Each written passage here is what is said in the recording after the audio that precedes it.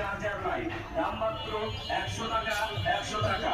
এই hurricane charger লাইটগুলো যেখানে মন চায় সেখানেই জ্বালাবেন, যেমন খাবার টেবিলে, পড়ার টেবিলে, রান্নাঘরে, বারান্দায়, বাড়ির আঙিনায়। এই লাইটটা আপনারা হারিকেনের মতন যেখানেই ঝুলিয়ে রাখবেন সেখানেই জ্বলবে।